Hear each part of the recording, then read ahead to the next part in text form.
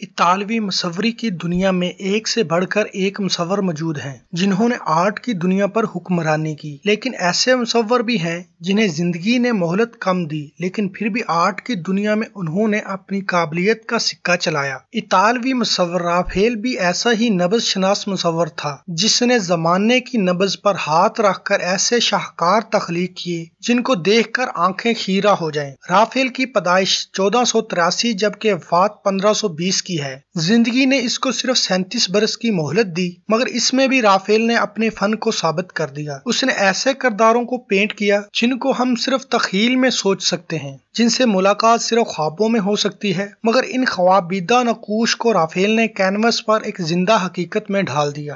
حسین چہرے، جمیل نقوش، چمکتی آنکھیں، مخروطی انگلیاں، سراہی دار گردن، بلبل کا لہجہ، کوئل سی میٹھی آواز، رنگین ملبوسات، لذت سے بھرے لمحے اور تشنہ خواہشوں کے سراب، کیا کچھ نہیں۔ اس کی پینٹنگ میں صرف محسوس کرنے کی بات ہے۔ بولتی ہوئی تصویریں، جلتے ہوئے رنگ مصوری کے چاہنے والوں کے اضطراب کو کچھ اور بڑھا دیتے ہیں۔ اطالوی مصوری میں آرٹ کے کئی ادوار ہیں، لیکن رافیل کا شمار اس دور کے مصوروں میں ہوتا ہے جب اٹلی میں مصوری اپنے انقلابی عروج پر تھی۔ مائیکل اینجلو اور لیونارڈو ونچی جیسے ہنرمند اپنے فن پاروں سے مصوری کے عاشقوں کو دیوانہ بنا رہے تھے۔ تصوراتی آرٹ اپنے زوروں پر تھا، ایسے میں رافیل نے اپنے اندر کی دنیا میں رچی بسی تصویروں کو کینوس کے پردے پر اتارا۔ اس کے ہم اثر اتنا سچا فن دیکھ کر مبہوت تھے۔ رافیل ایک مصور ہونے کے علاوہ بہترین مجسمہ ساز، کارٹونسٹ، ڈرائنگ ماسٹر اور ایک آرٹ ورکشاپ کا مالک بھی تھا۔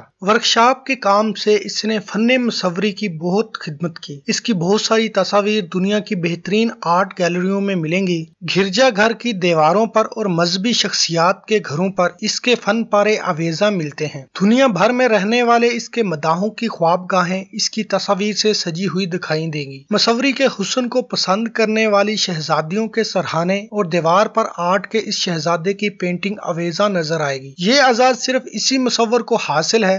رافیل کو بچپن میں سب سے بڑی جو محرومی وراثت میں ملی وہ والد کی جدائی تھی۔ رافیل کی دنیا میں آمد سے پہلے ہی اس کے والد دنیا چھوڑ چکے تھے۔ جب وہ صرف 8 برس کا تھا تو اسے والدہ کی جدائی کا دکھ بھی سہنا پڑا۔ غم کے یہ رنگ اس کے فن میں گھل مل گئے۔ رافیل نے کم عمری میں ہی اپنا پورٹریٹ بنا کر خود کو ایک فنکار ثابت کیا۔ والد کے انتقال کے بعد ترکے میں اس کو آرٹ ورکشاپ ملی جس کو اس نے اپنی سوتیلی ماں کے ساتھ مل کر چلایا۔ اس کے پاس ورکشاپ میں ایک بہت بڑی ٹیم تھی جس نے اس کا ہاتھ بٹایا۔ اس ورکشاپ کے ذریعے بھی اس کو بہت شہرت ملی۔ اس کے باوجود یہ کافی عرصہ ایک خانہ بدوشوں جیسی زندگی بسر کرتا رہا۔ شمالی اٹلی کے مختلف علاقوں میں کام کیے اور فلورنس میں بھی کافی وقت گزارا۔ رافیل اپنے کام میں مختلف تجربے کیا کرتا تھا، اس لیے اس کے فن اور موضوعات میں ندرت تھی۔ یوں تو اس نے مجموعی طور پر کافی کام کیا، مگر تناسب کے لحاظ سے سب سے زیادہ کام اس نے رومن عہد میں کیا۔ 1508 میں یہ روم منتقل ہو گیا۔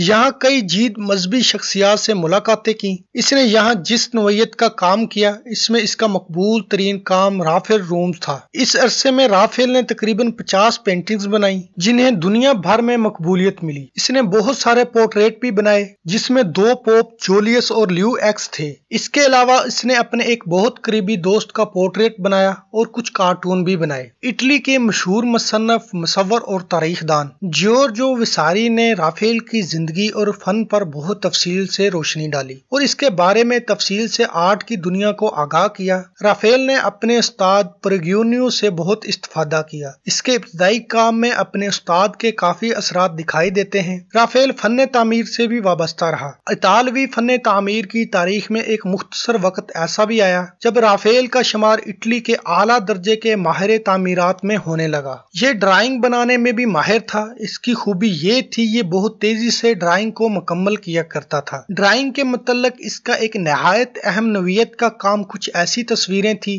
جو اس نے کسی نظم کے لیے تخلیق کی تھیں۔ اس کی ڈرائنگ اپنے ہم اثروں سے مختلف اور ممتاز ہوا کرتی تھی کیونکہ یہ اس فن میں انداز و اظہار کی مختلف تکنیک اختیار کرتا ہے جس کی وجہ سے اس کا فن جاذب نظر ہو جایا کرتا۔ حروف کو کاغذوں پر بکھیرنے کے فن میں رافیل طاق تھا۔ بعض ڈرائنگز اس کی پینٹنگ سے بھی زیادہ تخلیقی ہیں کیونکہ یہ خاکہ نگاری میں نقوش اور عکس کو بہت باریکی سے بناتا تھا۔ اس کے اکثر خاکے اور اجسام کی تصاویر برہنہ اور نیم برہنہ ہیں، لیکن اس میں شرم شرم و حیا اور فنی صداقت کا عنصر نمایاں طور پر نظر آتا ہے۔ اس کو یہ اعزاز بھی حاصل ہے کہ وہ پہلا ڈرائنگ ماسٹر تھا جس نے اپنا خاکہ نگاری کے لیے عورتوں کو بطور ماڈل منتخب کیا، ورنہ اس سے پہلے صرف پینٹنگز کے لیے خواتین کا انتخاب بحیثیت ماڈل کیا جاتا تھا۔ 16ویں صدی کے وسط میں رافیل کا شمار دنیا کے بہترین مصوروں میں ہونے لگا تھا۔ اس نے مصوری کے تمام مروجہ معیارات کو چھو لیا تھا۔ رافیل کا آرٹ ورک 3 حصوں پر مشتمل ہے۔ اول اپنے کیریئر کی ابتدا میں کیا ہوا کام جس میں تقریباً 21 فن پارے تخلیق کیے۔ دوم وہ کام جو اس نے فلورنس میں کیا، اس عرصے میں کوئی 27 شاہکار بنائے، اور سوم وہ دور جب اس نے روم میں قیام کیا۔ رافیل کے عہد میں اس کے علاوہ مائیکل اینجلو اور لیونارڈو ونچی جیسے ماہر مصور بھی کام کر رہے تھے، اسی لیے یہ عہد مصوری کا ثلاثی عہد بھی کہلاتا ہے، ایک ایسا دور جس میں مصوری کے اساتذہ اپنی فنی مہارت کو کینوس پر بکھیر رہے تھے۔ اجسام کی مصوری میں رافیل کے کام کو کبھی فراموش نہیں کیا جا سکتا۔